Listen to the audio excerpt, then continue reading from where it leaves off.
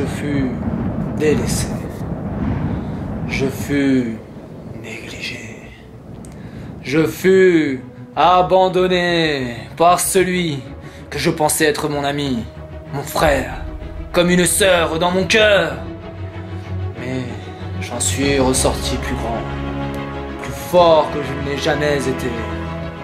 À partir de maintenant, je suivrai ma propre destinée. Vous n'êtes pas prêts?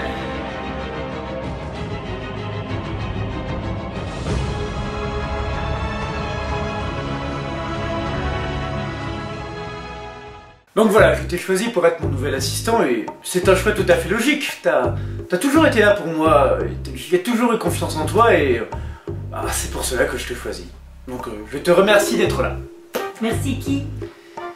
Merci ma petite maman chérie. De rien, mon poussin. Voilà, bon on va y... Ah oui, attends, d'abord, avant qu'on commence, le décor du fond. Beaucoup de gens m'ont dit qu'il était moche. J'ai eu des commentaires comme quoi il est moche, alors surtout ce tableau.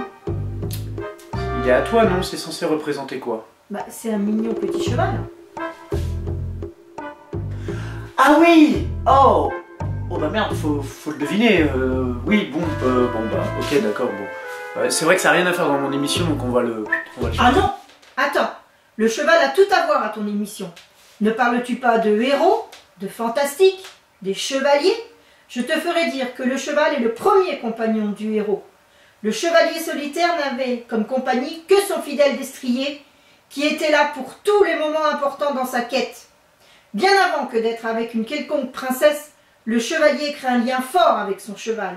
Je t'interdis de dire que celui-ci n'a rien à faire dans ton émission. Maman, tu as raison. Le cheval, c'est génial. Aujourd'hui, nous allons donc parler de ses compagnons, ignorer des histoires. Je veux bien sûr parler des chevaux. Ouais! Donc bien évidemment, je ne vais pas vous parler de Léa, Passion Poney, des licornes et autres Mon Petit Poney. Oh! Mais de quelques chevaux emblématiques que vous connaissez peut-être. Oui! Bon non! On n'est pas dans une sitcom américaine, tu n'as pas besoin de rire ou pleurer à chacune de mes phrases. Bon, mais moi je suis sûre que ça stimulera un peu ton public. Mais c'est ton émission. Voilà. Donc, Merci. Bon, nous allons donc commencer par un cheval, que dis-je, une jument que vous connaissez probablement tous, Epona, la jument de Link dans Zelda. Epona, jument de couleur brune, voire presque rouge, et avec la crinière, la queue et les jambes blanches, nous pouvons marquer... Maman, tu fais quoi là? Bah, je décris la jument, histoire que tes spectateurs aient une idée de ce à quoi elle ressemble. Mais t'inquiète pas avec le montage... Bref, on parle pas de ça dans cette émission. Laisse-moi parler, ça vaut mieux. On voit ce personnage pour la première fois dans Ocarina of Time. Elle a la jument du ranch Chanon, où vit le fermier Talon et sa fille Malon. Dans le futur, le ranch est remis à Ingo par Ganondorf. C'est lui le méchant! Et on doit faire la course contre lui pour pouvoir libérer le ranch et ainsi récupérer Epona. Or par la suite on la voit dans d'autres jeux tels que Force Wars, Minish Cap, Twilight Princess. D'ailleurs dans ce dernier, lorsque Link prend une forme de loup, il peut discuter avec Epona et celle-ci lui demandera de reprendre forme humaine rapidement. Voilà, c'est tout ce qu'il y a à dire. Ouais, d'un autre côté, j'ai été un peu con, hein. Forcément l'histoire d'un cheval ça fait pas long feu à raconter. Ça y est? C'est déjà fini? Oui, mais non. Car en fait j'aimerais revenir sur l'étymologie du nom Epona. Car peut-être que la plupart d'entre vous ne le savent pas, mais Epona est en fait le nom d'une déesse majeure de la mythologie celtique gauloise, et elle est bien sûr associée au cheval. Elle était la déesse de la fertilité, et avait aussi comme rôle de guider les âmes vers les îles de l'autre monde. C'est le monde des morts en fait, c'est la même chose.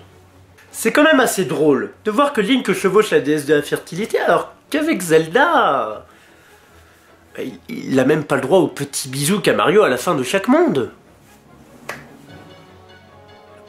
Le rôle de la déesse peut être intéressant par rapport au jeu. Vous le savez certainement, mais dans la plupart des jeux Zelda, on joue un Link différent dans un monde différent.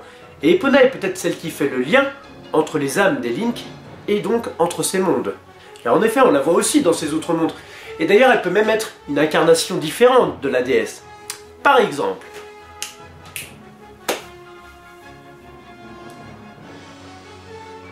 oui bon, je le reconnais, l'espèce est différente. Mais n'y voyez-vous pas des similarités, surtout au niveau des couleurs? Au final, peut-être que est la même personne. Bon après, c'est peut-être pure fabulation de ma part. Hein. Tant que nous sommes dans le domaine des dieux, je vais maintenant vous parler de Odin et de son cheval Sleipnir. Sleipnir est un fabuleux cheval qui a la... Maman, je t'ai déjà dit qu'il n'y avait pas besoin d'écrire. Mais je sais bien, mais je comptais dire qu'il avait la particularité d'avoir 8 jambes. Ah oui, ça c'est intéressant, oui, c'est bien ça. Bah, d'ailleurs, j'allais le dire. En effet, si vous avez déjà joué à un jeu Final Fantasy, il est très probable que vous ayez déjà vu Odin, qui est une invocation récurrente dans la série. Et alors, vous avez peut-être remarqué que son cheval a la particularité d'avoir 6 jambes. 8 jambes. 8 jambes? Oui. Bah, ils doivent pas savoir compter chez Squaresoft. Pourquoi 8 pattes? Alors dans la série de jeux des Final Fantasy, cela n'est pas expliqué, étant donné que Odin et Sleipnir ne font qu'office d'invocation. En revanche, dans la mythologie nordique, on apprend que Sleipnir est né de l'union de Sycorax. Non, panier piano. Voilà, c'est un puissant étalon. Donc Sleipnir est né de l'union de ça et de Loki, qui a pris l'apparence d'une jument. Oui, bon, ça peut paraître bizarre, mais je vous assure que Loki avait un plan derrière tout ça. Sleipnir devint ensuite la monture d'Odin. Alors reste la question, pourquoi 8 pattes? Plusieurs hypothèses s'offrent à nous. Déjà, il faut savoir que toute la mythologie nordique tourne autour de Yggdrasil, un arbre géant qui soutient les 9 mondes. Bon, les 9 mondes, vous les connaissez probablement tous, hein. Asgard, Midgard, Vanaheim, Alfheim, Jotunheim, Svartalfheim, Niflheim, Muspelheim et Nibelheim. Oui, je me suis entraîné. Pas comme avec l'autre, Sphiros, Chapeau Chapi. D'un autre côté, il a un nom à la con aussi. Yggdrasil veut dire le destrier du redoutable. Et le redoutable, c'est qui? C'est Odin. Alors, Yggdrasil, le destrier d'Odin, Sleipnir, le destrier d'Odin, on peut facilement penser qu'il s'agit en fait d'une même entité. Surtout que Sleipnir est le seul cheval à pouvoir se déplacer d'un monde à l'autre. Du coup, ces 8 jambes peuvent être les branches qui supportent chaque royaume, 8 royaumes. Et le 9e royaume est en fait représenté par Odin, qui représente à lui seul Asgard, le royaume des dieux. La seconde hypothèse serait que, comme tous les animaux d'Odin, Sleipnir aurait une symbolique positive et négative. En effet, il est un puissant étalon par lequel Odin fait le tour des 8 stations des Germains et des Celtes pour y porter sa fertilité et sa fécondité. Ça me rappelle quelque chose. Par rapport à ça, il faut noter sa symbolique négative. Comme je vous l'ai dit plus tôt, il a la capacité de voyager dans les 9 royaumes d'Yggdrasil, et cela vaut aussi pour Nibelheim, le royaume des morts. Ce qui lui donne un petit côté démoniaque et un rôle psychopompe. Psychopompe, ça veut dire guider les âmes des morts. Ne me remerciez pas, vous pourrez le ressortir en soirée, mais pas facilement. Ou alors sorti de son contexte. On peut donc dire que son côté positif et négatif sont chacun un cheval différent, et la fusion des deux nous donne Sleipnir, un cheval à 8 jambes. C'est ridicule. Sleipnir est un cheval qui a inspiré de nombreux artistes, dont entre autres J.R.R. Tolkien, pour créer la monture de Gandalf, Gripoil. Et c'est une fabuleuse transition étant donné que nous n'allons pas du tout parler de Gripoil. Oh! De l'autre côté, maman Gripoil, tout le monde s'en fout. Pas moi. Après ces quelques exemples, peut-on toujours dire que dans les récits, les légendes, l'histoire, le cheval n'est qu'une monture, qu'un moyen de transport aussi charismatique qu'une voiture? Non. Car il faut avant tout songer qu'avant d'être un véhicule, le cheval est un être vivant.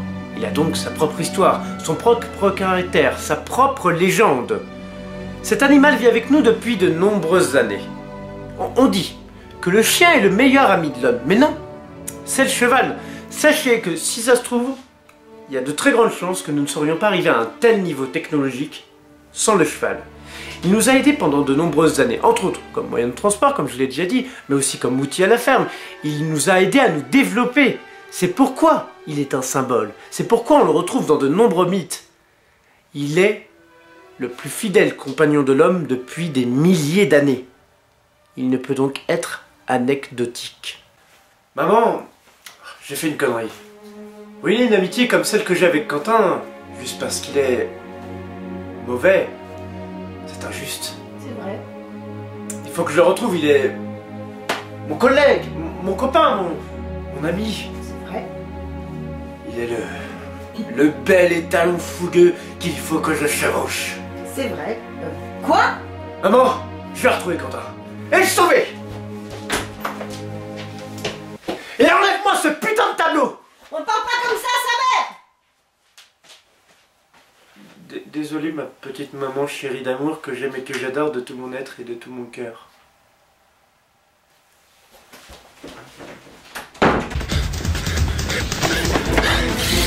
Quentin! Quentin! Quentin!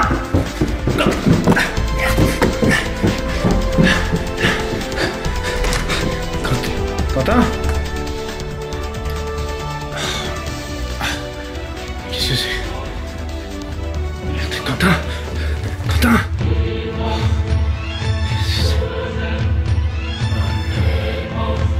Mon Dieu.